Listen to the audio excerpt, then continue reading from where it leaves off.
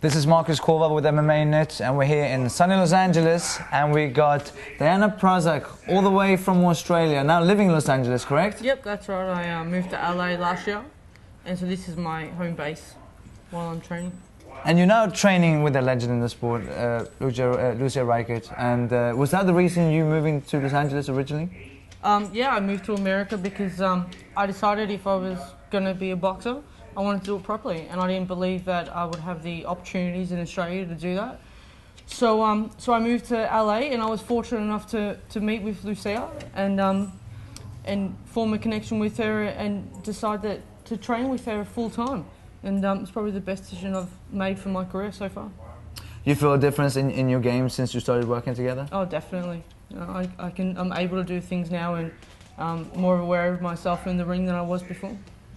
And you started somewhere like you made your pro debut in 2010, but you're already an accomplished fighter. You're already a world champion, and the fight on June 14th is to unify the WBC belt with your belt, the WIBA.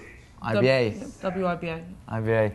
And you tried to match up before in November, but Frida had to withdraw because of an injury? Yep, that's right.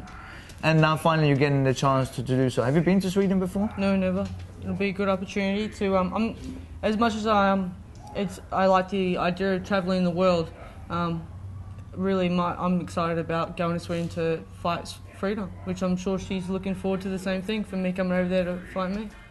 Now, when you fight someone who's a home-based fighter, such as Frida, being from Sweden, fighting in Sweden, being the golden girl of Sweden, do you feel that you need a knockout to win, or how do you feel about that when it comes to judging? Well, we always know that when you're in someone else's hometown, that there's always going to be that home side favour. But as long as we go over there, I'm expecting a good, clean fight and a fair fight, and that's what we're planning to put on, and that's what we're expecting. Golden Ring is making his debut as a promoter, and it's going to be a boxing/mixed martial arts card. So there's going to be MMA fights in between the boxing fights. Have you ever fought on a mixed card before? Yeah, once. I think it was in my second pro fight. Yeah, it was a mixed MMA and boxing card. Are you an MMA fan yourself? Yeah, I don't mind it. Have you ever thought of doing it yourself? No, I'm a boxer. You're a boxer? Yeah, that's what I do.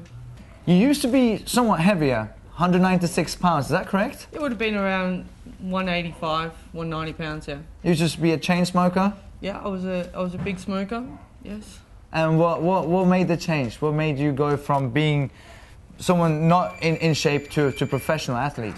Well, I was always extremely athletic my whole life, and I went through what I would like to say a fat period, where for about 3 years, I put on the pounds and I stopped taking care of myself. Was more of a workaholic than anything else, and yeah, I decided that I needed to take care of myself and get the weight back off and become athletic like I used to be. You punch hard for being a female boxer. You have a lot of knockouts. Whereas well, yes, from actually I watched your last fight, and okay. you do seem to punch hard. I haven't been in the ring with you, so I can't say for sure, but it seems like it. Maybe we can work something out a little bit later. It seems from the reaction on your opponent's faces that you do punch hard. Okay. Do you feel that that's going to be the difference in the fight? The punching power, or? No, I don't look at it. I don't look at any fight like that, and I don't look at myself as a hard puncher or anything like that. I train to win, and I fight to win, and I'm sure every boxer gets in the ring with exactly the same attitude, and that's mine. I'm going to go over there, and we're training hard for this fight. I'm sure Frida's training just as hard as I am for this fight, and we're going to put on a great show. But I am planning to go there and win, and as simple as that. I don't plan on walking away without my belt and without her belt. And you are a world champion today. Yes, and I presume you're planning to go over there and take another belt with you back home to Los Angeles. That's my plan. Now, Frida comes from a pedigree amateur background in boxing, being an amateur world champion in boxing, whereas you had, I believe, 6 amateur fights. 6 amateur fights. Although undefeated as an amateur. Yeah, and that's right. And in your third fight, you took a title. It was my 6th amateur fight. I took the national title. And although a short amateur career, you've accomplished a lot in the sport. But do you feel that a longer amateur career in the sport of boxing could?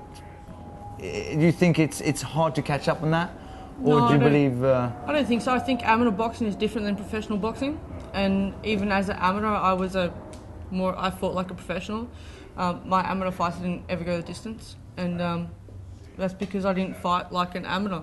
So if I was going to stay in the amateur boxing for a longer period, while I would have more experience, I was always going to be a professional fighter, and that's always what I wanted to be. From day one, stepping in there as an amateur. Yeah. Now, for Swedish fans that might not have seen you, they're obviously familiar with Frida being from Sweden. What can the fans expect from you? I just think a great show. It's going to be hard work and a high work rate from both. I've seen Frida's fights, and she puts on a very high work rate. She's a strong, hard punching girl as well, I believe. And you can expect the same from me. We're going to be over there ready to go, and we're going to put on a great show for everyone to see. It's just under a month to go, and we look forward to seeing you in Sweden, June 14th in Stockholm, Waterfront. Thank you very much. I look forward to being there.